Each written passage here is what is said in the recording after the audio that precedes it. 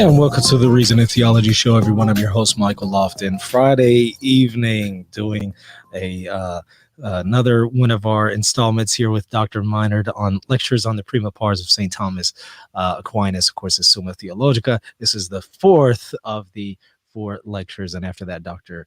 Minard will be doing some more on the Summa. But right now, this is the last one on the prima pars, and we look forward to it. Dr. Minard, I'm just going to go ahead and give you the floor, and you could just take it away.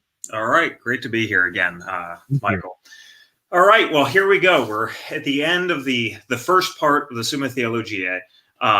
We spent some time talking about theology as science, about God as one, about God as triune. And of course, we couldn't descend into all the details, even in those discussions. And yet here we find ourselves spanning the questions. And I've got some content up here on some other monitors of mine. So when I look up here, that's all that's going on. Everything from questions 50 of the prima pars of the Summa to 119. So there's way too much content, but I think that we're going to just touch on all sorts of little questions that fall into what we could call the ontology of the order of salvation. All of the various metaphysical preambles that have to be discussed concerning created beings, about angels, about creation, as we'll see technically about the question of evolution and how do we fit that in, about the fall, although details of that really could even go through development and discussion after Aquinas' time because of the various pressures that were placed on Christianity in history. And then about the constitution of man, where we get all of the discussions that would have fallen historically into Aristotle's De Anima, but then developed within the purview of faith. And then the treatment of how God governs his creatures, but also too how various orders of creatures relate to each other, the causality that's exercised by the angels, by man. And then really you could say that whole discussion then gets taken over through the whole of the treatment of even the moral part of the Summa, because there we discuss man's providence through prudence, through the moral exercise of his agency in the world. And of course, too, the questions of predestination and providence are in part expanded also here, as well as we discuss God's governance of the world, even though some of that's discussed as well, where we talk about God's knowledge. Well, let's just consider the treatises then that are here, so that we're very clear. After St. Thomas finishes the treatise on God is three, and we have that final question on the divine missions, which would be developed really throughout the whole of spiritual theology, as well as the theology of the incarnation, the theology of the church. He then turns to a small general treatise on the nature of creation.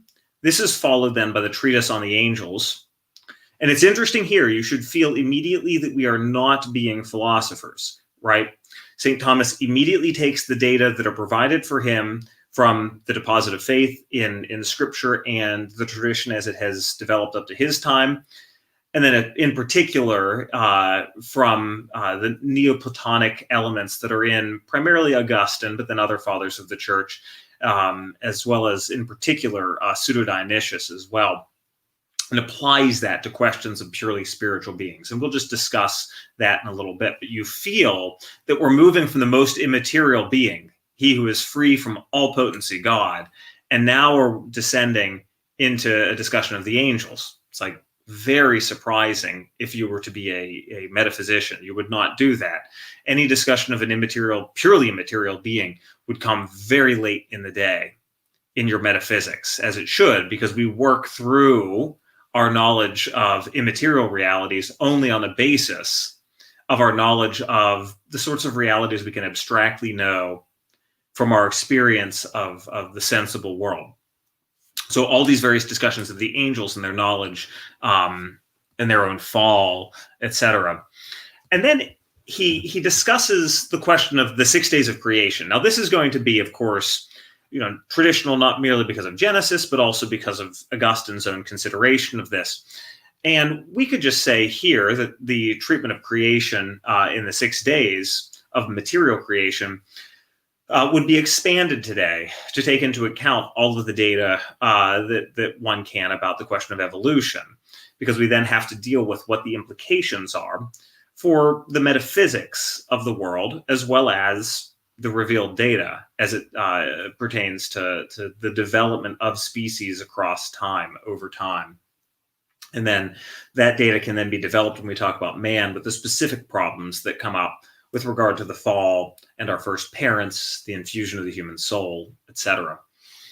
Then, having talked about the purely immaterial order, as well as creation in general first, because you have to deal with the metaphysics of created being as such, St. Thomas then moves on to the being that is combination of spirit and matter. So we've got, both of these general ideas at least played out by talking about the angels and about material creation, namely man. And it's here that we get a very lengthy discussion of not only the essence or the substance of what it is to be a human, and the particular way that man is a hylomorphic being, the particular and quite unique way that man is a composite of matter and form in a way that's different than merely what would be found in the account that Aristotle gives in the physics of hylomorphism, but also then, too, the powers of the human soul, the activities that man exercises by means of those powers, above all,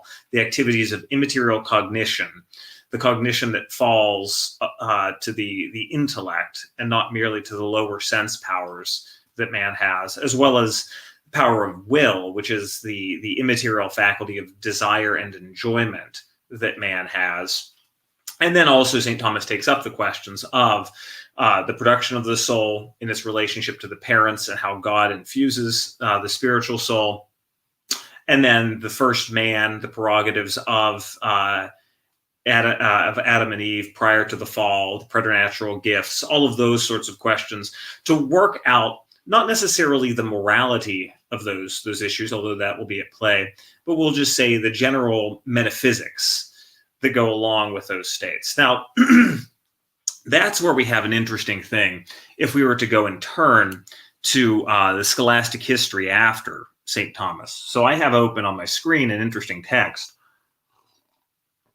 Father Emmanuel Duranzo, whom I've cited on a few occasions and for whom I have a growing appreciation, was a student of, the Angelicum as a whole, but of Father Garrigou-Lagrange, on whom I've done work in the 1930s, I believe, but he taught at Catholic University of America in the late 30s, and then definitely in the 40s, 50s, and 60s. Wrote an immense amount of sacramental theology, probably some of the best, if not the best, in the Roman Catholic Church on the sacraments. Very detailed treatises, quite excellent stuff. But he also, at the end of his time teaching at Catholic U, so late in the 60s, and I don't know if he left because he got caught up in the consternation that was going on surrounding questions of contraception, or if it was just his retirement time. He wrote a 2-volume dogmatic theology.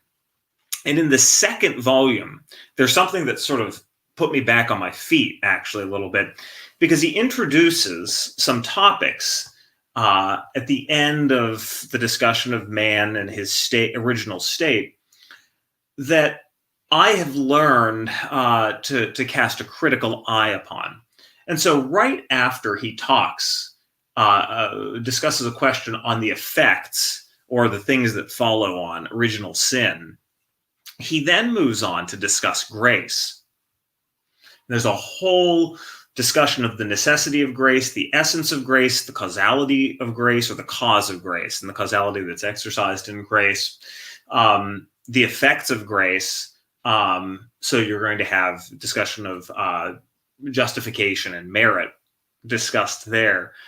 And that's quite interesting, because anyone who has read someone like Father Pincare's, although others were making this point, so I tend to think a teeny bit overrated of a point. He's only known because he happened to be translated. But Father Pincare's, the moral theologian, pointed out that one of the oddities that started to happen in later scholasticism was that the treatise on grace in theology got moved from the prima secundae part of discussions, or we would say the general moral theology discussions, into dogmatic theology.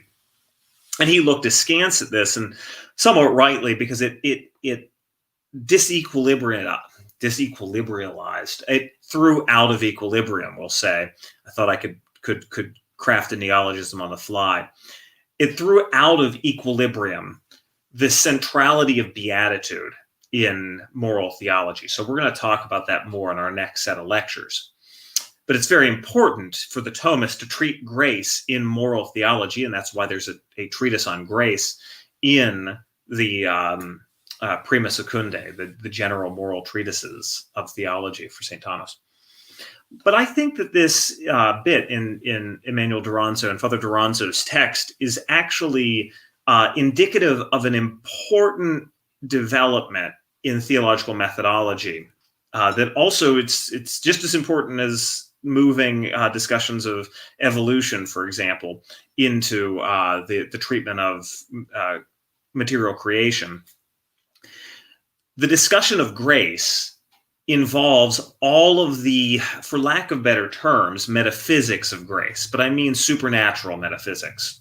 How it is that God exercises his causality in conferring grace. In moral theology, we're not really, primarily concerned with that. We're concerned with the moral sequelae, the moral follow-ons of grace, and what that means then for our discussion of the virtues as then developed in the later treatises, as well as our treatment of sin in relationship to grace. And so while we want to be careful not to remove the treatise on grace from the prima secundae sorts of questions, or that we would say general moral theology, we should not, I think, look askance at this development if it's done correctly. And even someone like Garrigou-Lagrange wrote very warmly of Father Duranzo's texts on moral theology, on sacramental theology. So when I see him do this, it's quite knowingly that he does this, because in the Prima Secundae up to this point, we've talked about the angels, and yes, about their fall, but we've not given the morality of the angels, right? And we've talked about creation, material creation, that is, which is just a sort of Christian metaphysics of sorts, and then also the metaphysics of the human person. Yes, a theological anthropology, but a partial one that's more concerned with the metaphysics of what it is to be a certain kind of nature, a human being bearing human nature. And so if there's a sort of causality that's involved in the supernaturalizing and elevating of the natural order, well, that should be discussed, I think, here as well.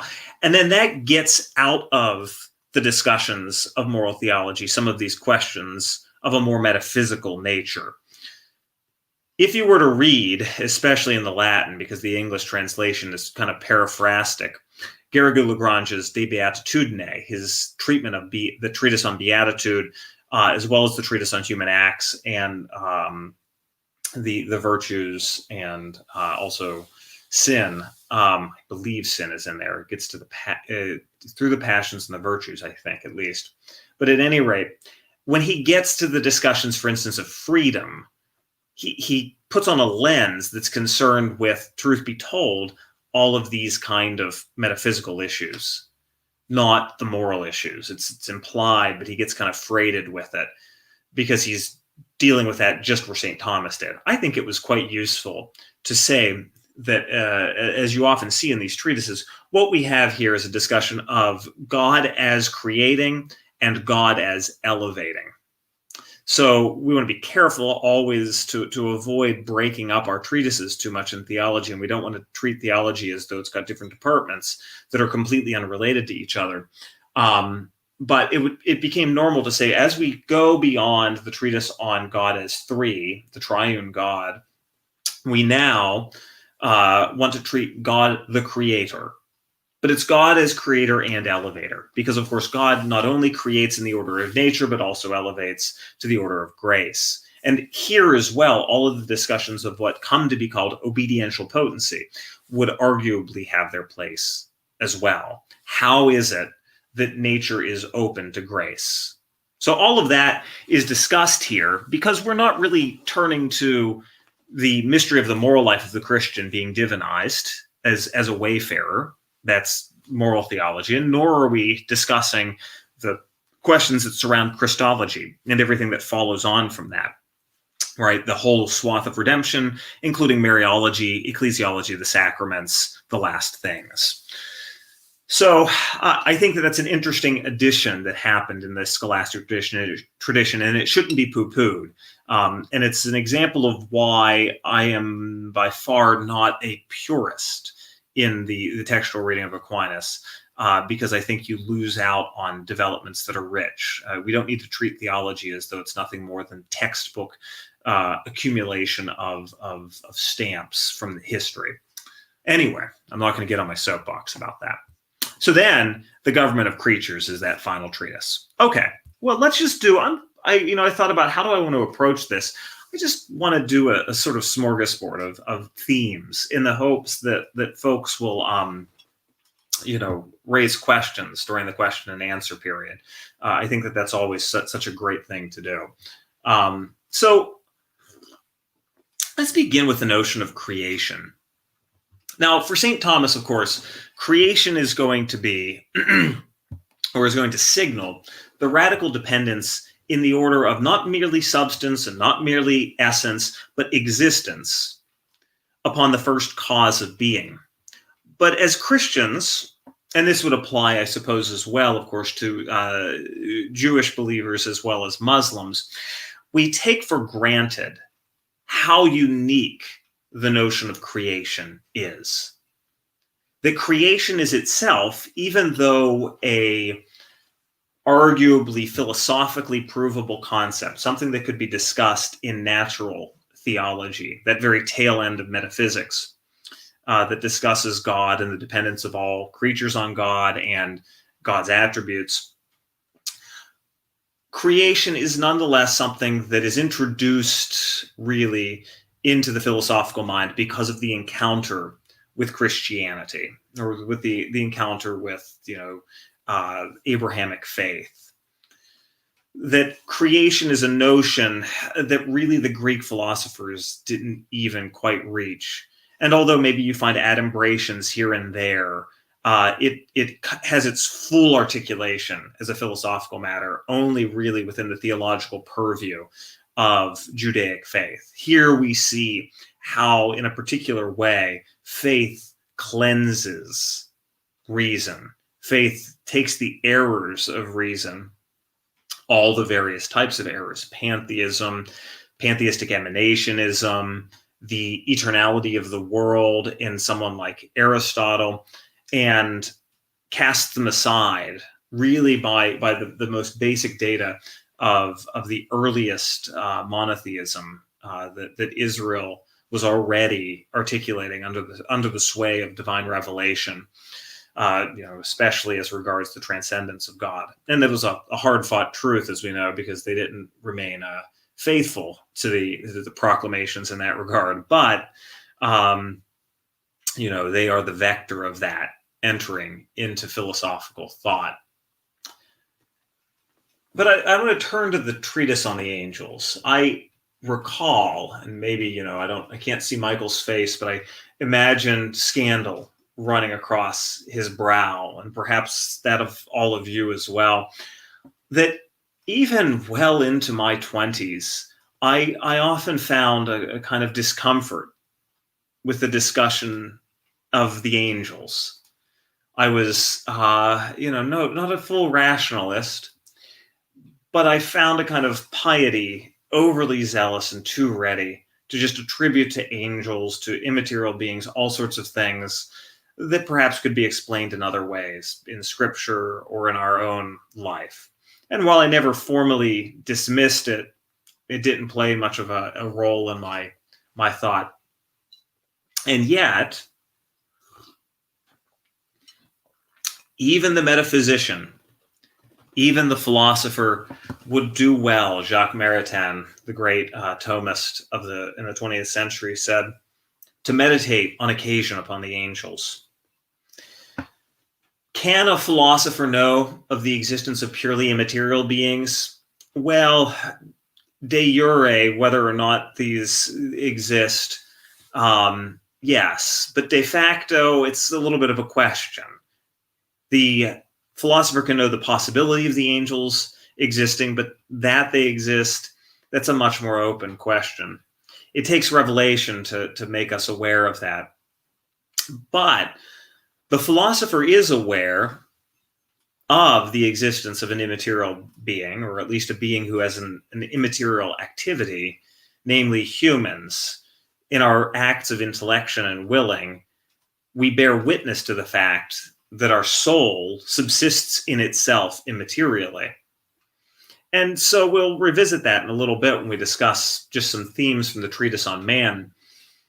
But we should take quite seriously as Catholics the fact that to deny the existence of the angels, as pious as it seems, as out of step with the world as it seems, is really ultimately to deny as well, probably I would say, by the very matter of fact, the existence of man as a unique being different from the material world.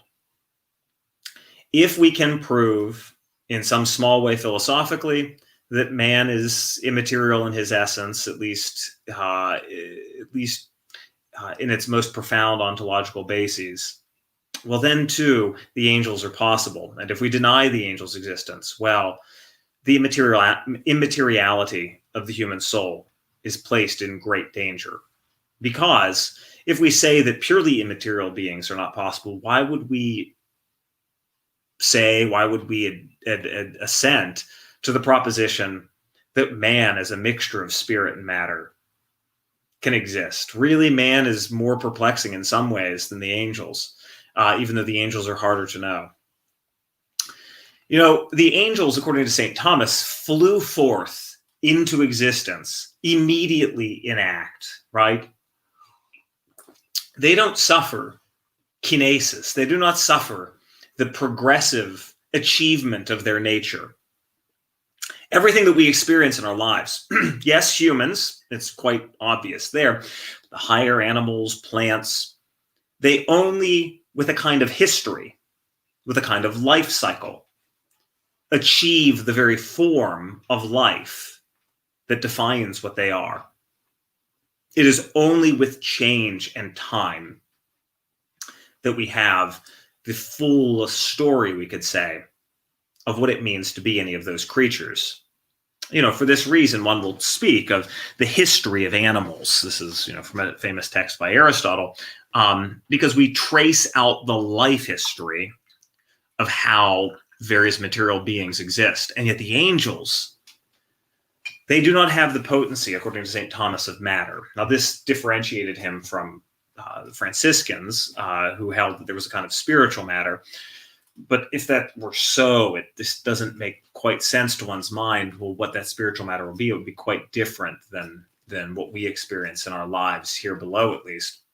But he said that no, the only composition that runs through the angels is a composition of essence and existence, not within the essence, then, form and matter. You see, humans, yes, but also other other animals, for example, are composed not only of their essence and their existence, but even the essences of those things are composed of form and matter. There's a twofold composition. The angels are fully what they are as soon as they are created. And immediately, by their very nature, they love themselves as created, and so they love God above all else.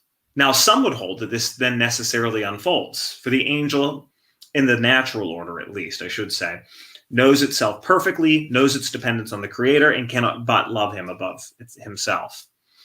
So then one would say that if the angels had not been elevated, as they were, to the supernatural beatific vision of God, they would not have been able to sin. And there was a disagreement in the 20th century over this, that Jacques Maritain took up a quite different position from the rest of the Thomist school, and he did so knowingly. I tend to think he was right, but I have some pause whenever I see him standing athwart against so many great Thomists of the past. But the angels, in any case, were called also to the supernatural life of grace. And as they, in their first moment of existence, then turned to subordinate themselves to the glory of God, some did not. And this is the sin of the first angels. And we cannot begin to contemplate what that was like in the spiritual world, the absolute spiritual shockwaves that were sent throughout the world by the fall of the first angels. Hence, we have the imagery of them falling like great stars to earth, a thunderous downfall that's had repercussions for the whole of creation. Wow. Let's consider these angels, though, a little bit, and we'll mostly speak of just the unfallen angels, right? Well, it's like talking about the good and healthy case of a dog. You don't learn veterinary techniques by thinking about what sick animals are. You learn how to heal sick animals or by knowing what healthy ones are like. So the angels, according to St. Thomas, are each different from each other as much as one species is from another, because they have no internal differentiation within their essence, because they're not composed of form and matter.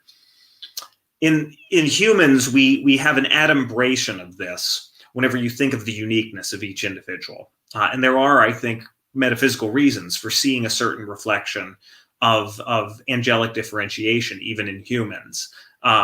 The highest level of one order touches on the borders of the next, even without transgressing them. So man, as the highest point of material creation, is on the edge of what it's like for the angels. But each angel is actually a unique kind of angel, more different from each other than all men are together from each other. All the various differences of humans compared to each other still would not even begin to hold a candle to the differences among the angels. And working on some bases, yes, pretty heavily coming out of St. Augustine, but also to the Proclean Neoplatonism that is found not only in Pseudo-Dionysius, but also in the so-called Liber de Causis, or the Book of Causes. St. Thomas holds that the angels were created, and here we're at the level of speculation, right? There are good reasons to think this, that the angels were created filled with ideas, infused into them by God, because it would not be befitting for them to be passive as regards the reception of forms or of knowledge. And each angel, as it is more complex, I apologize, really, is more powerful in its intellectual power. It's actually less complex, we'll say. Each angel, as you go up in the grade of angels, which really could just keep infinitely going on, all the way up to infinity, because God can never be reached in his utter simplicity, but with more and more powerful intellect, one after another, he holds that they would have less and less ideas, which sounds strange to us, unless you understand a certain analogy that he uses to how it is that we understand things. When we really penetrate something, we see all at once. Usually it's just in a flash and it passes, because the human order is very, transient. We see all at once truths that are contained in some dominating truth. There's a moment where you can see all at once in the truth that the sacraments are the remote instruments of Christ's divinity. All at once you can just grasp how it is that Christ is active and operative in his church, and the way that there are implications for the whole of ecclesiology, all in that one truth. Or, if you're thinking in metaphysical terms, the principle of non-contradiction, that one and the same thing can't be and not be at the same time in the same respect. There's a sense in which all other truths are illuminated by that one truth. And you can sometimes just catch these grasps where you see the whole domains. It's like a flash of everything that must be the case because that truth is so. Well, that's the sustained life of the angels. And they do pass from idea to idea. They speak to each other. revealing truths to each other without, however, communicating ideas to each other. They propose objects, and then the other angel is able to elicit in the light of that object their own knowledge. All of this goes on in a way that is, yes, quasi-temporal, or it would be better to say durational. Because God alone is fully achieved in his being, for lack of better terms. And to him, therefore, we attribute eternity, that he is unchanging in the sense of ever actual. There is no becoming, no shade of becoming. That is the meaning of eternity. And we participate actually in eternity through grace. And above all, though, in the homeland, in patria, through the vision of the divine essence. That is the participated eternity that all the blessed have. But the angels also have acts that they do elicit one after another. And these acts contain whole, we could say, bubbles of our own time within it. But they do not pass like we do temporally from potency or being potential into actually having something. That's what time measures. Time measures that sort of motion from potency to act. The angels have what would be considered aviternity, a discontinuous sort of time where you have these flashes of contemplation and love, one after another. Well, okay, so we could talk about many other things, but why don't we go ahead and move along? I don't particularly want to dig into the discussion of the days of creation. One feels here some of the older exegesis of Aquinas, and it is necessary to take this up. But I do want to make a bit of an apologia for, or an apologia, I guess, hard G, for the idea of where we should discuss the topic of evolution. Because it's really important, both in actually metaphysics, to discuss evolution, because otherwise you're going to run into all sorts of problems about formal causality if you don't.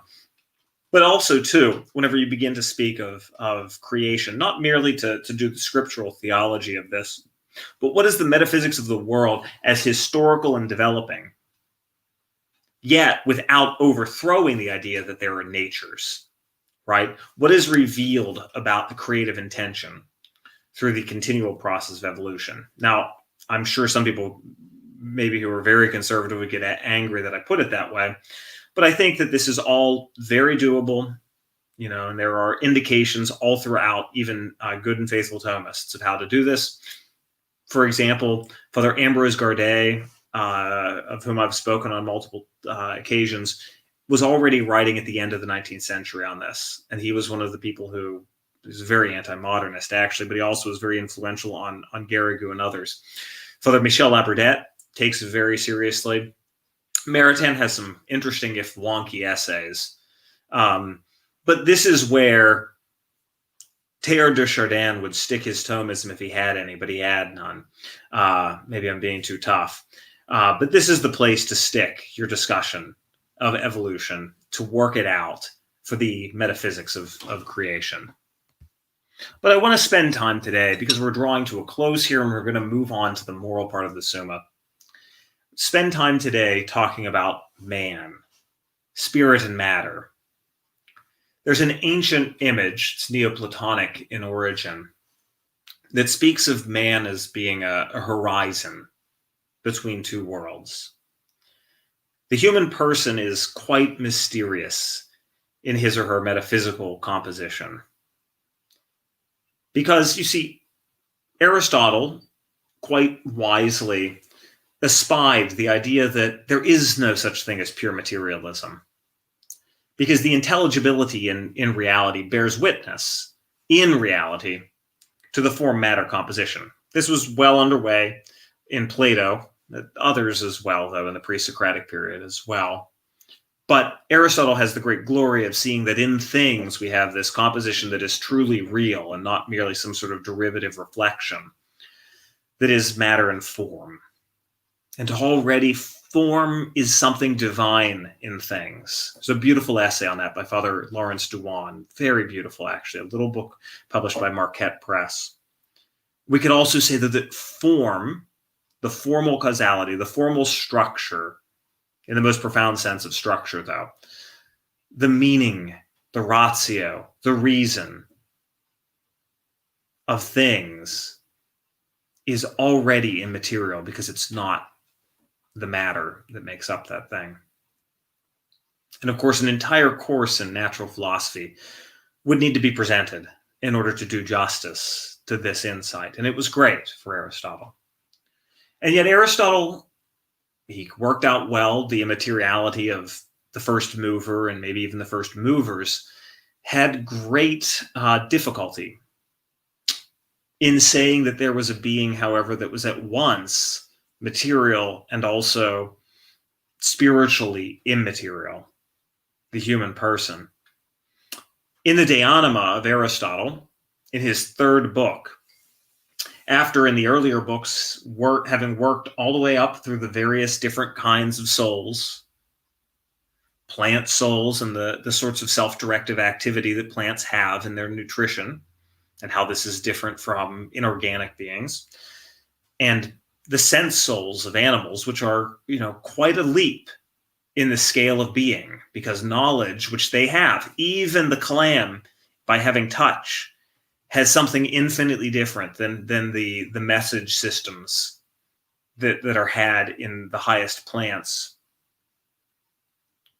Then we reach the case of man and the knowledge that man has, developing on all of the various functions of lower kinds of souls, vegetable souls, as some used to say, but we'll say the plant nutritive soul, generative soul, materially self-building part of the soul, the sensing part of the soul, and all of those various powers that go along with it, which I'll discuss here in a minute. But also, too, this immaterial power of intellection, and for Aristotle, choice, because he doesn't have a doctrine of will the same way that will then develop in the Christian world under the impetus of someone like Augustine. Not someone like it under Augustine, actually. It's because of Augustine's appreciation of the volitional structure of the human person that really the medieval West, at least, develops the theology of the will, although I think it's naturally built into the Christian mindset. But Aristotle then, as he starts to discuss the possibility of intellection, which he offers an excellent, we could say, metaphysics of, he gets sheepish about how this immateriality that is necessary for intellectual knowledge is placed into the human person. And it's not clear, reading Aristotle's texts, whether or not the human person has his own intellect or in some way participates in an intellect that is above us, some spiritual being like an angel who touches our minds in some way to give us the ability to know intellectually. And this generated, through history, many controversies. Yes, the famous ones of Ibn Rushd of Averroes and his reception in the Latin West, but also too throughout the school of Aristotle as well, and down through also the Renaissance period too, and even to this day among scholars. Did Aristotle teach that there is an individual immaterial soul for each of us or not? Well, in any case, there is, and St. Thomas will say there is, and he'll tend to reverentially read Aristotle on this count. But whatever we might say for that, let's take an appreciation for a moment for the fact that St. Thomas builds into his discussion here of the human person this layout of the various powers of the soul. And this could be developed quite a bit by the theologian, and to great usefulness, actually, for the other branches of theology, I think, in ways still to be developed. The animal has external senses by which we are placed into immediate existential contact with the world. And of course, the philosopher will have to deal with the critique of this in order to show the real basis for this connection and connection existentially to the world.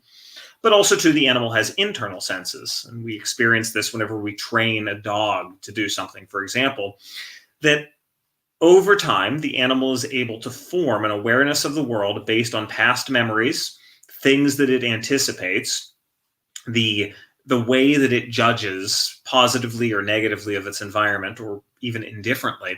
And this gives rise, through a very careful and quite detailed, nuanced, and fine philosophy of the soul, to a discussion of what was called common sense, which would integrate your external sensations. And there's a reason for speaking of that. It's not merely something just made up by Aristotle.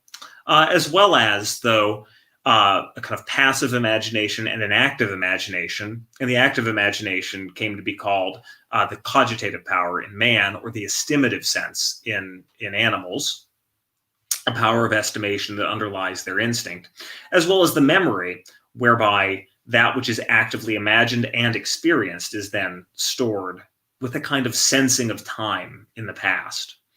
And these then are used, these abilities are used by the spiritual parts of the human soul, the intellect and the will, which, for those of you who are Eastern, would be the distinction within what was known as nous, right? Nous is considered almost holistically as being both knowledge and love. Well, especially under this Augustinian philosophy and theology of the will, we have the intellect and the will as two separate powers that use the will, the passions. Actually, it uses the passions in part to be able to negotiate the virtues, but also too it uses these lower powers in order to put together very inventively and through all of the discoveries that undergird the sciences and the whole of human experience, and they give it its taste, its savor, all of its ingenuity. These lower powers are used by the intellect to form the knowledge that the intellect has. These are famously referred to as the phantasms. We could consider them the presentative forms, or the ways that we imagine things and make things present to us individually. Well, that is then kind of controlled by the intellect, which illuminates those, and eventually we'll see in those phantasms, in those imaginated forms, or those imaginated memories and perspective potentialities, essences, that the intellect sees these essences and therefore abstracts from the individuals, pulls away from the individuals, and is in contact with the very thing that, or the very principle by which something must be what it is, its form. And knowledge is a way of being with the essences of other things. But above all, too, a way of being with that which they are, being with the being of what they are. So we must be very careful not to fall into just thinking in terms of essence, because also through our ability to judge things, we touch the various modes of existence that things can have. Now, this is a very technical point that I'm not going to get into much, but we have three different kinds of activities in our intellection. We can form definitions and the simple essences of things, but we also can make judgments concerning composites of subjects and predicates. And in that act, we actually get in touch with the existence of realities. And there's whole sorts of different ways that you need to nuance this point. So it tends to be, the difficulty of it tends to be very underrated by the followers of Gilson.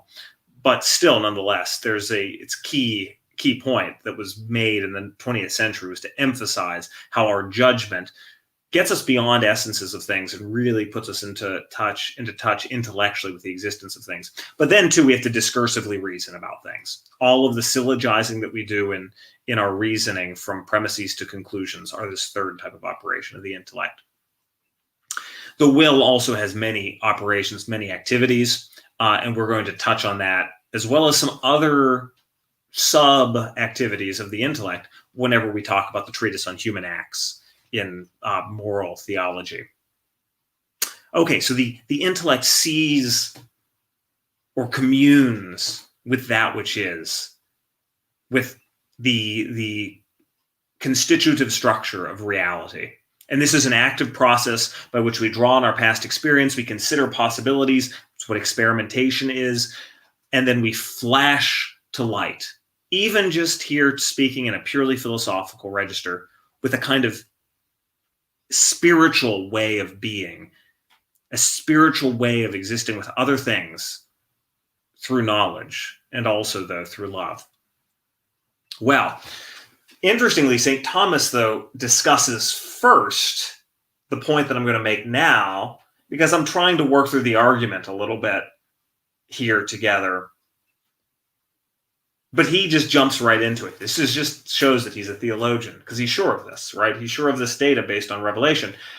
This activity bears witness to the fact that our being must be immaterial in its most profound depths, because the activity of a given being bears witness to its mode of existence. The activity of a being bears witness to its mode of existence. And so if we have this purely spiritualized way of knowing that's different than merely the instinct-bound way that animals know things, if we have a way of communing with necessary truths, the necessities of existence, well then too, at our depths, we must substantially be something that transcends matter in a unique way. We must be a spiritual being in a certain way.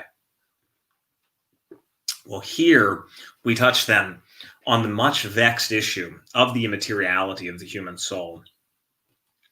Because, I remember even when I was in seminary years back, so when I was still a Roman Catholic, and I was only in seminary through First Theology, I remember a professor of mine speaking as though St. Thomas, and he was not a Thomist, but he was speaking as though St. Thomas held that basically the Aristotelian position, that the human person is a hylomorphic composition of form and matter. See, I almost said St. Aristotle. Oh, heavens me.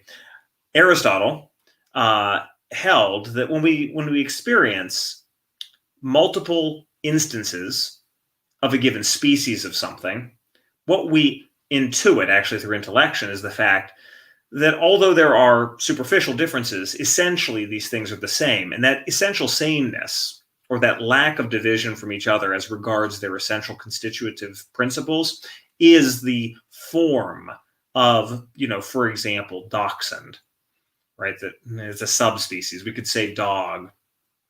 The form is instantiated in many individuals. However, the form can only exist in those individuals as material individuals. But the human person perdures. Christian revelation tells us this. And here we go far beyond even what Aristotle could have seen. Sort of. I wonder if he didn't see it partially, right?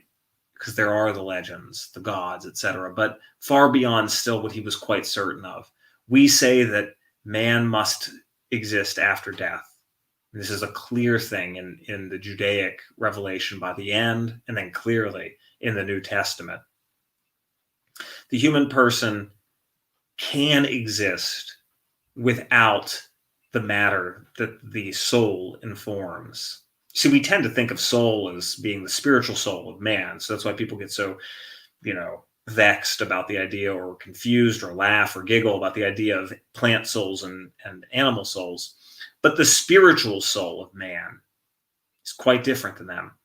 The spiritual soul informs, lives in a material environment, in a material existence right now as ourselves, and yet it does so by subsisting in itself.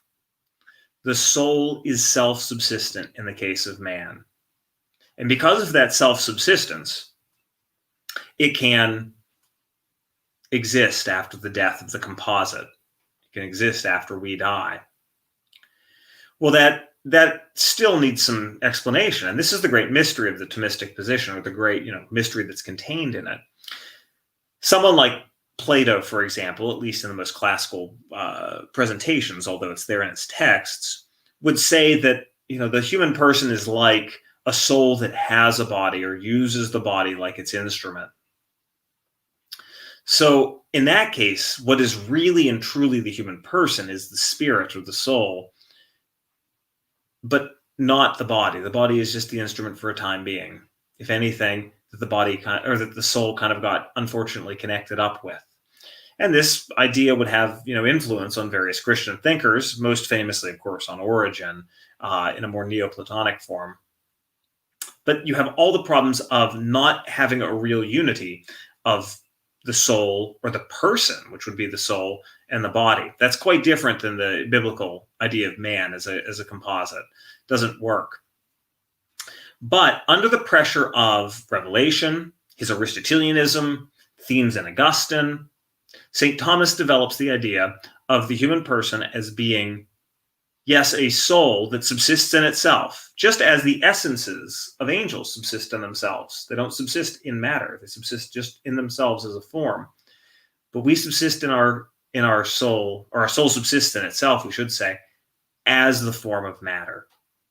The soul subsists in itself, yes, nonetheless as informing a matter, as informing this or that person with a unique, providentially assigned destiny to be lived out. This creates something or a situation quite different than what holds for other material beings, because it turns the form in a way toward each of its instantiations. And although we're not like the angels, we can say that the human soul, and I think on very good principles, and I do think that a number of good Thomists in the past have said this, our soul is unique as it is individuated for each of our conditions. That the soul itself, that humanity itself takes on its own, we'll think of it as a kind of coloration, still remaining the same humanity that we all share, and yet it's uniquely colored in each person, which is different than the case for animals, which have one and the same form, one and the same animality, one and the same, life story of what it is to be a canine. Yes, lived out in different ways, but not with the unique difference that we see in the human person because of the spirituality of the soul. Each person is quite unique. Each person reflects something of humanity that really will not be reflected in any other person. And this is so true. If you just take a moment to look at people and you just loose your mind a little bit and you think about the unique way that they reflect certain values, certain choices, certain histories, it's so immensely different than the animal world, the animal kingdom. I go running in this 1960s, 1970s, 1980s plan of houses that's around a small lake around up here around my area, and I look at the different houses that are built. Right, it's so easy to look at these things and say those are passing fads, right? But do you ever stop to think about all the different ways that just within this one rather insular culture where I live, human values have reflected themselves in all the different art craft of the home? I spent some time here doing some decorating for Christmas. We don't decorate until very close to the holiday, but I had some extra lights and I thought, well, I'm going to go ahead and put up on the bar, not of much use during a year of COVID, but I'm going to put these lights up behind the bottles on the bar and get them all there, well, to illuminate them from below, to give it just that nice warm look. All that time just to do that one thing, right? To accomplish that one aesthetic thing. That's a reflection of something quite unique about the human soul and about one individual, the history I have with booze, right? But the history that I have also with my brother-in-law, my dear brother-in-law, who now is abroad with his wife, whom I won't see, but who's influenced me to have a little bar to be able to make drinks for people whenever they come over, so that you can show people just a nice little act of hospitality, and so that bit is there. And that's, it's not just as superficial as we take it to be, because, it's quite more unique than, yes, the complex, but still rather predictable patterns of the carpenter ants that did damage underneath my house that I see and look at. The life cycle of those ants, as well as the termites as well, actually, that I had to deal with, were much more predictable, much more the same, one to the next, at least within their species. But within our species, there's this unique thing that comes with the immateriality of the human soul, which subsists in itself, almost in an angelic manner, but not, as informing the body. And it's actually that last bit, the informing the body, that will then maintain the individuation of the human soul in the hereafter. Because we don't lose the fact that we are still ordered, we're still related transcendentally, as they used to say once upon a time whenever these sorts of distinctions were made. We have a transcendental relation to our bodies. Transcendental there means something a little bit different than what some of you might know it to be. But our body is related, or I should say our soul is related to our body in such a way that our individuation is maintained in the hereafter. Well, one last thing, and then I think I'm just going to draw us to a close by making a couple of comments, even though we didn't get to the government of creatures, although maybe some of our questions will take that up. The human person also can only know by our natural powers immaterial realities, the angels, God, slowly and surely by first turning to these human ways of knowing, or should say these very human or very material, almost animal ways of knowing that we have, because we have these lower powers of the soul from which we draw and articulate, maybe is the better way to put it, the kind of knowledge that we have through our intellection. And it's only, in a way, through these layers of reasoning that we come to know indirectly and in a way that actually is not even proportionate to our most normal way of knowing immaterial realities. So that's kind of a French way of saying that sentence, so I should probably restate it. We come to know immaterial realities in this incredibly indirect way, and that's precisely because of the way that our higher powers are dependent, in a way, upon the lower, because our intellect is so weak that it must draw from the experience of the world, which is quite different than the angel, which is filled with forms and actualized from the first moment of its existence.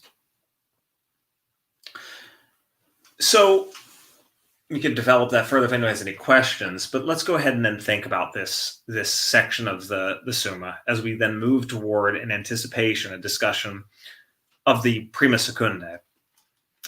The prima pars of the Summa Theologiae is, broadly speaking, the part de Deo, about God. The whole of this section. The whole of this section from question 1 to question 119, or we could say maybe from question 2 to question 119, with all the additions and developments, though, that it should have, in line with the later discussions of theology, are all about God.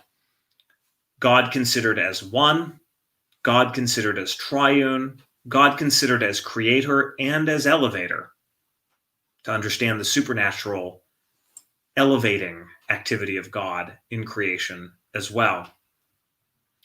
And all of this discussion is presupposed for everything else that we're going to do, and most especially those first two treatises, or really that one treatise that's split into two sub-treatises, the treatise on God, properly speaking, on the one God or God as one, and on God as three, will forever animate the many things that we discuss in the other treatises, on man's beatitude, on the nature of the virtues, the nature of the theological virtues as supreme, and then most definitely whenever we get into Christology, because all of that will deal with the various ways that the triune God sends himself to creation, undergoes the divine missions in order to divinize us, and in order to, above all, divinize us through Christ and his activity in history. But as the treatise De Deo, broadly speaking, the prima pars as a whole, draws to a close, Thomas deals with how various creatures are part of the providence of God, and they interact with each other as part of God's providence. And we could say that the whole of the moral part of the Summa, the whole of moral theology, is just an articulation of that theme, of this unique providence that we ourselves are called to exercise. Because we are not purely autonomous creatures.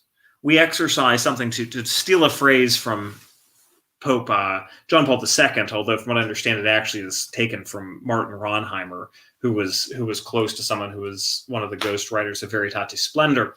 We exercise a participated kind of theonomy. We have a kind of theonomos. We have a God ruling, or God's law, that we ourselves participate in through the natural law and through the new law of grace in our activity. And so, yes, there are separate treatises, but you draw to a close God as creator, or God creating and God elevating. And now we must discuss the inner structure of that as it applies to the human person in his or her activity, in line with the exigencies of grace, the theological virtues, the infused moral virtues, and the natural moral virtues. And that will be our discussion throughout the whole of our lectures then on the Prima Secundae and the Secunda Secundae. So, okay, we covered just, this and that of a lot of content, but I'll go ahead and open up the floor to Michael and questions. Yes, and thank you for that, Dr. Minard. Now, got a few questions here. Let's start with this one. What is the Thomistic view of powers?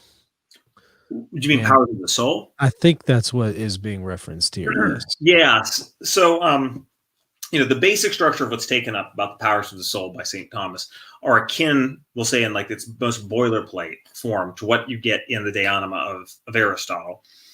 So you're going to have powers of the soul that fall to different, we're going to call them levels of the soul. They're all part of the one soul that is the rational, intellectual soul that is the human soul. But you have certain non-voluntary powers, totally non-voluntary powers, that would fall to the nutrition and generation and growth of an organism. And that's the vegetative powers of the soul.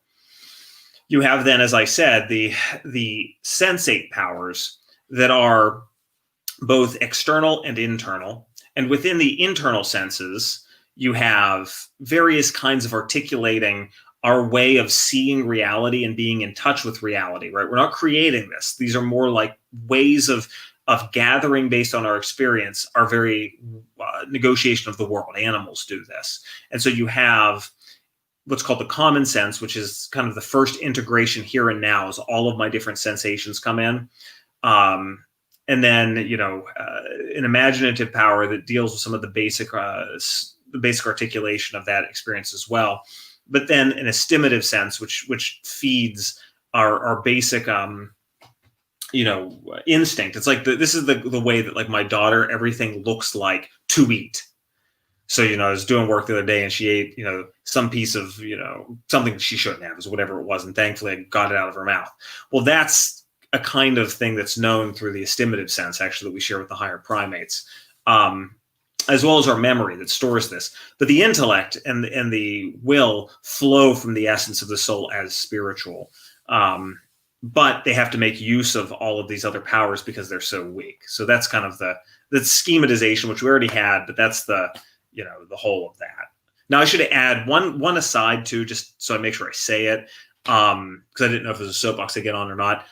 Don't trust just what St. Thomas says about intellection in this section of the Summa, because he talks about abstraction and things of that sort, but there's other things about, like, the production of an internal word that he doesn't speak of here. And this leads Thomists to only, like, get part of the story done about the nature of knowledge. Yves Simone's book on the metaphysics of knowledge is just good. You should just read it and then go back and read the Thomistic sources. Jimmy asks, did Aristotle believe that the soul was simple? No, I would say no. I say no. The soul is not simple in the sense that it's not, for him, it's not purely spiritual. It's not indivisible and lasting beyond the body. It does seem that the highest power we have for Aristotle is the estimative sense, that would be like the cogitative power, and somehow intellect is in us. So someone like Themistius is going to develop this and say that it's the intellect of a higher being in us thinking. It's very strange. Aristotle just was not ready to deal with it. The next one on here, let's see. Here it is. If the soul is spirit, how is it constrained to our body? Yeah, this is the real mystery of the human soul, is that it's spirit, but it's not spirit like angels are spirits, right? Because the angels are spirits subsisting in themselves, that's it. Whereas the human soul subsists in itself as the form of the body. I think it's actually important to accept, and I'm not lecturing like in a pedantic way. It's important to accept the mystery whenever you just see it. Is that I have this activity that I experience. So I'm just thinking philosophically right now, not even thinking theologically, just working through the issue. I experience an embodied form of spirituality. All I can do is talk about how there must be some principle of mind that is the form, that is spiritual, but even if that means it must subsist in itself, because that's what a spiritual being would do, it's still informing this body, because otherwise this body would not be my body. And then you have all the arguments about why that would be the case. There's a book that kind of just traces this out and puts it in your face, is all that it can do, by Anton Pegas, called, I think it's At the Origins of the Thomistic Notion of Man, or the Thomistic Concept of Man. That's great, where he draws out the implications of this point, that it is spiritual, which means it subsists in itself. So that just means that it has its existence in itself, not in a matter. It's just a form that exists as the form of the body. So we have animals. Everything else we'll just set aside for now, but this applies to them too. Animals subsist in their matter. Their forms subsist in their matter. The angels subsist in themselves as forms. We subsist in ourselves as forms that inform matter. We're at a middle place between normal hylomorphic beings and angels. I can tell you, this is good Thomism. This is that book by Pegas is great, but it's what's unique to the human person. It creates the paradoxes that are involved with the human person. It doesn't create them, but I mean, you know what I mean? It's the source of it. It's the metaphysical source of them. Can Dr. Miner expand upon the existence of angels? If they are completely spirit, and spirit is not matter, how can they retain individuality and be constrained to their own soul? Yeah. So the existence of angels. First of all, there's the problem of philosophically demonstrating this. I tend, at least at this point in my life, to say that if you're doing philosophy and you get yourself up to the discussion of the human soul and of the existence of God considered as cause of being, you do know that purely immaterial beings are possible. The actual existence of them, I'm not sure that the philosopher can prove. Someone can argue that, but that's fine. Let's just leave that there. That's where I'm at right now. But okay, how is it that they would be differentiated? Because here, for an Aristotelian, you had form is differentiated precisely because of the matter that it informs. So this is why I can say Luna, my cousin's little miniature dachshund, is different as a dog than just even some other little dachshund, right? Or if we just think of it as a dog more broadly, it's different than Dallas, my in-laws' dog. It's precisely because the activity of being a dog, which is what the formal cause is, that activity, which is an intelligible structure that structures matter, is in one matter and it's in another matter. Okay, so they're differentiated from each other. But there is, and this is the Thomist position through and through, in that internal composition of form and matter, inside the form, there's also a distinction between essence and existence. But it really only gets really clear whenever you read on the angels. Because in the case of the angels, you're going to have still the essences are differentiating them one from another. But then that means they're so different from each other, as I said, that they're different. They're more different than the whole of humanity is from the highest of apes. Because each of them, by their essence, is distinct, and then that receives their existence. So if you think of form being differentiated into its matter, here, kind of at the deeper level, it's more like form existence in matter for those dogs. The angels would be immaterial existence is differentiated one essence to another, one form to another. Now, I also had a question. You had mentioned that the nous in the Eastern tradition is effectively what we would refer to in the Western tradition as the intellect and will. I've always heard that nous was a separate faculty. Can you maybe clear that up. Well, yeah, there is. I mean, I'm being loose, right? It's like nous is talked about in a way that has appetitive elements to it, but nous is often doing actually what I would say in a Western vocabulary, even though I'm a Ruthenian Catholic, but when I'm talking in a Western vocabulary, it's faith illuminating the intellect and super elevating it. Mm-hmm. Mm-hmm. Right. And now you can get in there because, right, faith is going to actually involve perfection of faith involves charity. So you're going to have in the illumination of the intellect also involves the inflaming of the will. So that's what nous is. Nous is the elevated intellect. Okay. Right. So yeah, as opposed to what we can know by reason alone. Exactly. That's how I think of it. I'm sure that the problem is like saying anything about the Father, right? That there's lots of internal differentiation. But this is something I've done when I try to help my students kind of negotiate my different languages. I say, look at what that's doing. That's doing something akin to what the West, they would say, faith elevating the intellect is doing. And that makes more sense. I've just normally heard it in the sense that it is almost bypasses the intellect. Yeah, and now God communicates with the nous directly, bypassing the intellect. Doesn't have to make sense. Doesn't have to be logical. He bypasses all that and communicates directly to the nous. That's the way I generally. Yeah, no, that's how it is. Just that I have problems with. I mean, that's just same. That has so many implications for the relationship between nature and grace. Right.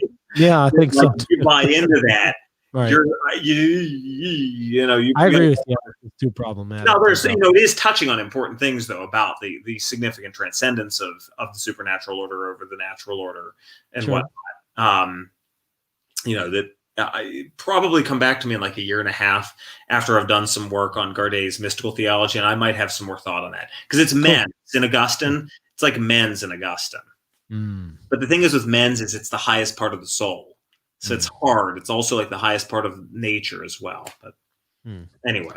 Now you spoke about angels. What exactly are they? Are they just an intellect and will? Is that all they are? Well, they're I mean, the intellect and will are just powers that they have, but as a material being. But yeah.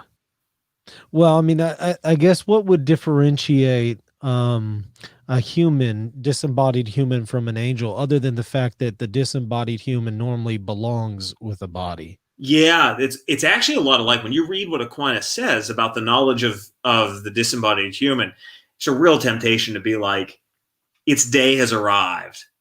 Now, it's not his position, but it sounds like, oh, finally, I don't have to turn to phantasms. I can know myself through my essence, like the way that an angel does. An angel comes right into existence knowing itself actually.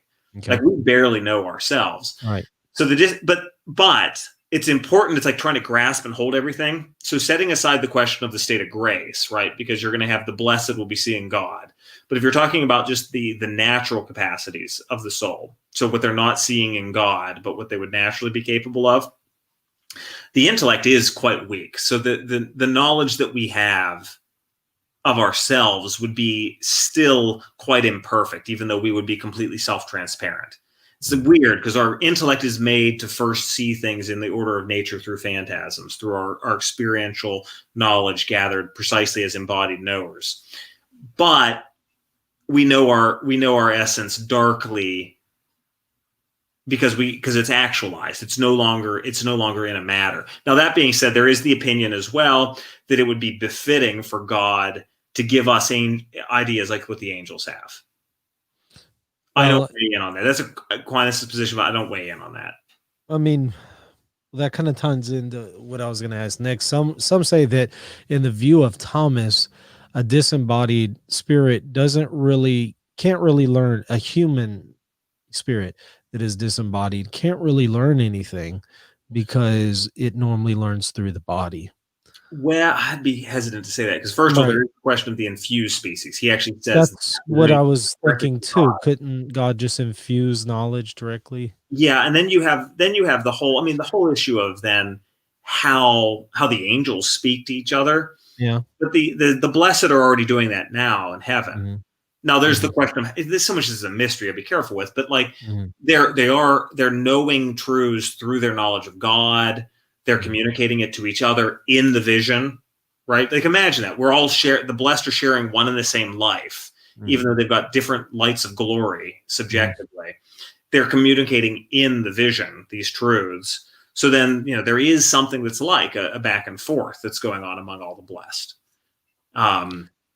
The real danger here is overstating it. I think that actually the danger for Thomas is almost overstating it, because then it sounds like when the body comes back after the resurrection, it's just like, hey, that's nice. That's what I actually think. It's more like, if you read, like it's not really essential. Yeah. That's the danger. I mean, I don't think that I don't think that is Thomas's position, but I think it's the danger of the text. Sure. Now, when we're speaking here about intellect, can you explain to us what is the active intellect?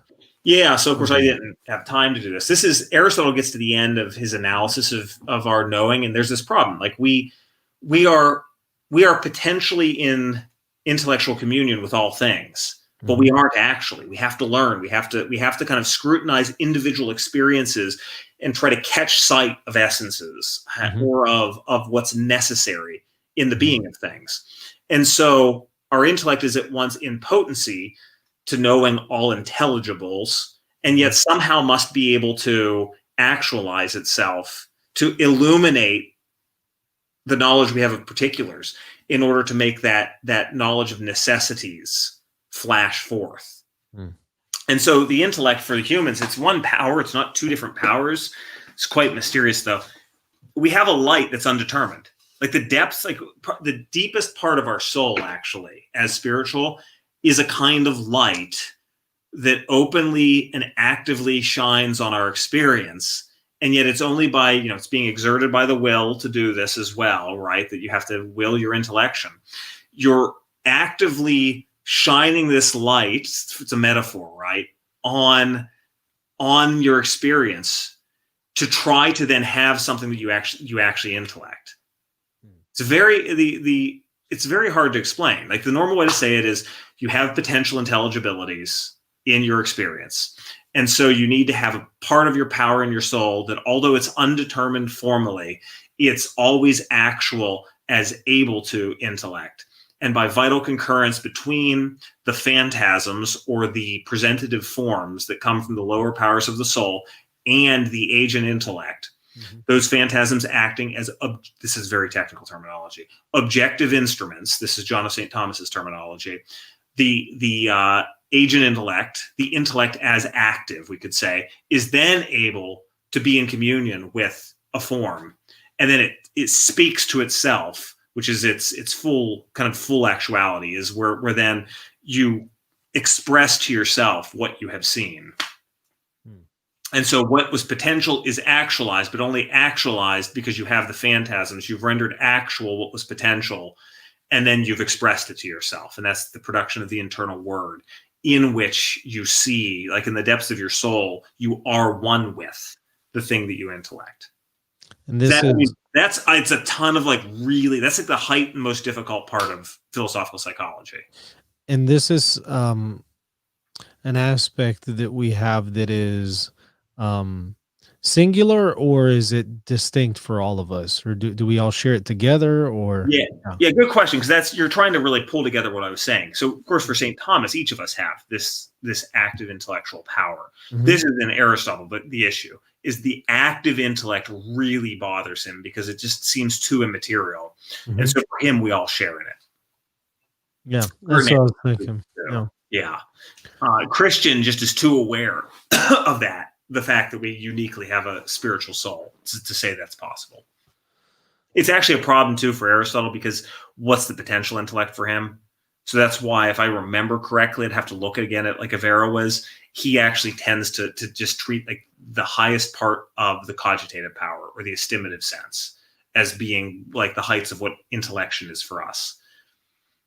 But then that's the same thing as saying that we're like just a really, really high ape. One of the things I've also heard is that our ability to do certain things that is immaterial, we look at something that's individual, we extract from it the universal, and then we recognize it in other things. That ability, intellection, is immaterial. It uses the senses, but it's an immaterial faculty. And because man has this aspect that is immaterial, there's something that endures after death of the body, and so that's a proof for the eternality, not eternality, but for the fact that the spirit survives death. Yeah. Because how are you going to destroy something that's immaterial? Yeah, and that's, I mean, effectively, if it wasn't picked up, I mean, that's kind of what I was getting at. Yeah. Too, is that point. I avoided the idea of extracting only because I was highly influenced in graduate school by Monsignor Sokolowski. I mean, he's not a Monsignor Robert Sokolowski is a phenomenologist, but he's very well trained in kind of classical Aristotelianism. He just didn't like that kind of Thomistic language. And I'm not against it because I buy into the idea of there are multiple levels of abstraction, for example, something too technical to do here, to talk about here. But the idea of pulling a form out of things, that's fine. I mean, that's fine. It's an image that St. Thomas uses, but it tends toward making it sound like I just quickly get the whole form of something and that's it.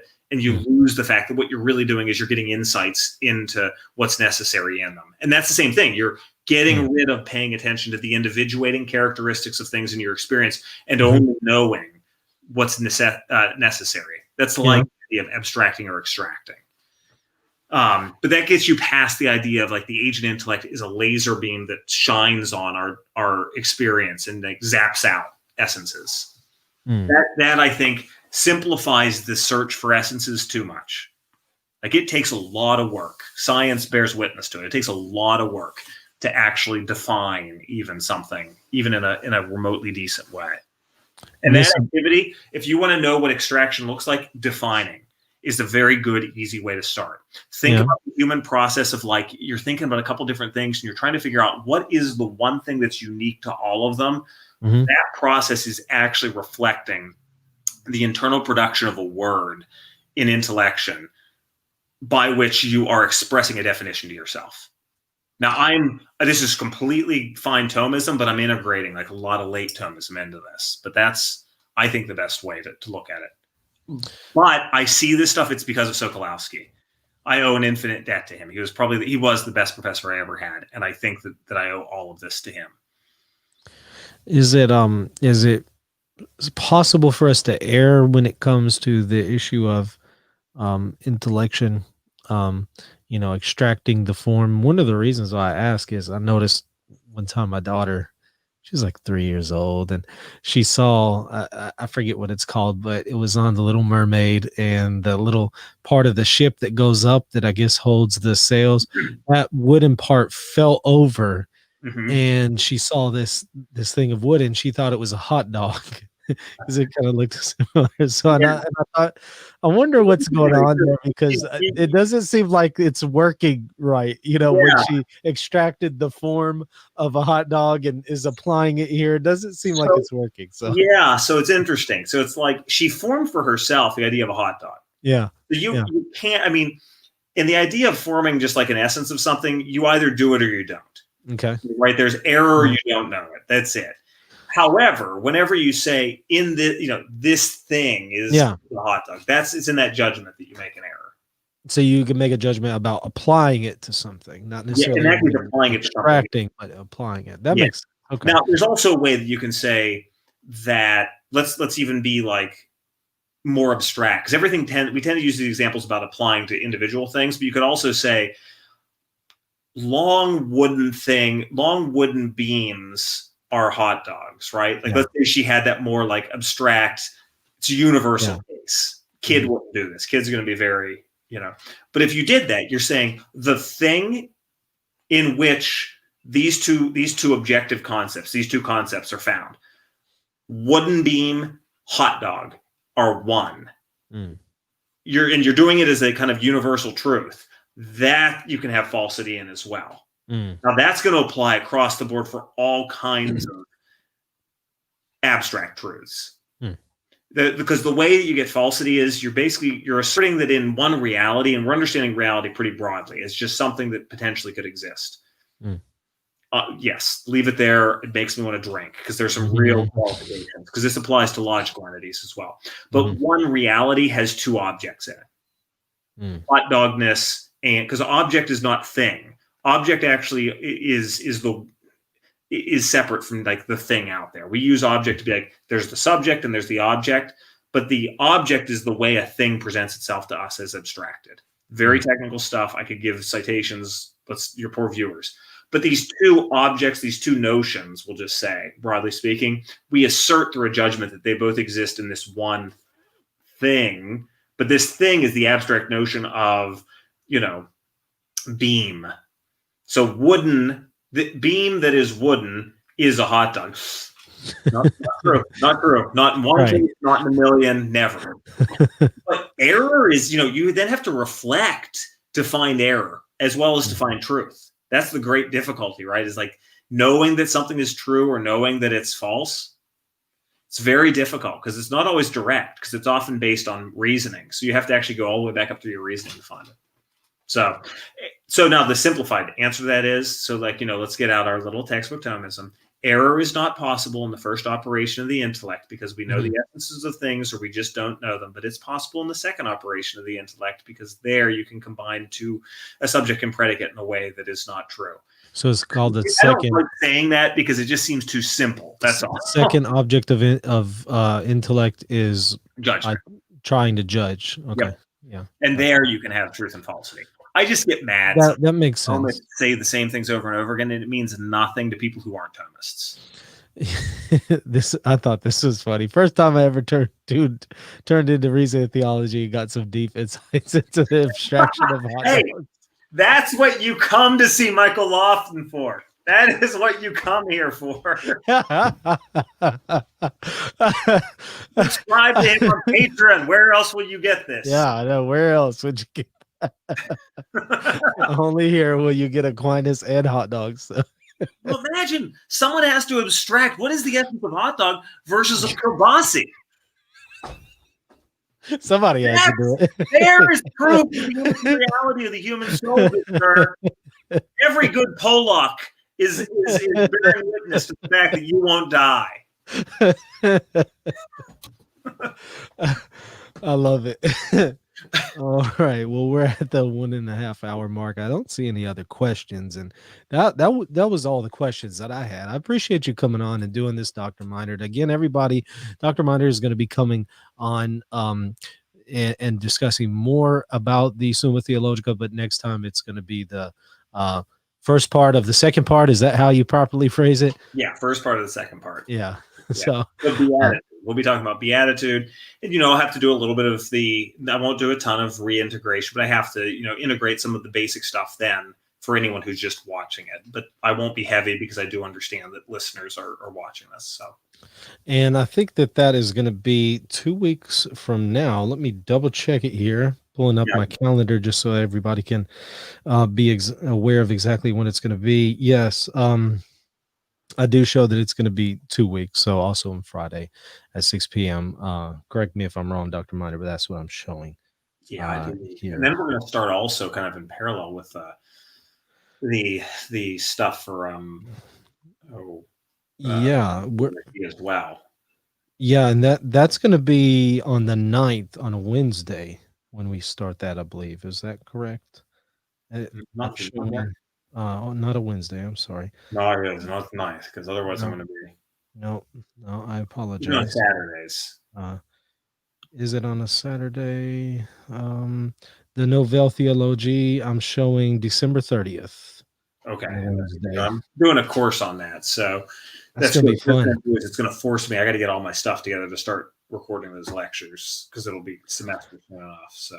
So everybody, you're going to be getting seminary lecture quality content here from Dr. Meinert, and we'll continue. But it will be based on my lecture slides. So. Exactly. Yeah. So a condensed version, but you're still going to be getting some awesome content here on the Nouvelle Theology, and you'll get nowhere else because I'm working on a book that actually is under consideration right now. So you guys should listen. We'll put Taylor Marshall to complete. I don't want to use something too negative. We'll go way beyond what Taylor Marshall ever did in his one podcast. In his Nouvelle. Yeah, I need to go back and watch. I saw it come up on my suggested videos, but I haven't watched it yet, so I'll need to go back and watch it. So yeah, everybody stay tuned for more on that, and then of course for more here on the lectures for the Summa. Any concluding thoughts that you wanted to make before we kill the stream here? No, just, everyone have a good, I guess, before the next time we get together, you'll have Maternity of Anne or the Immaculate Conception. So, blessed feast day to everyone. Excellent. Well, once again, thank you for coming on, Dr. Miner. Everybody, thank y'all for watching and participating there in the chat. It was really fun today to engage y'all and also ask your questions. And don't forget to comment, like, and subscribe. Share this on your social media, and also check us out at patreon.com/reason and theology if you would like to support us. Till next time, God bless.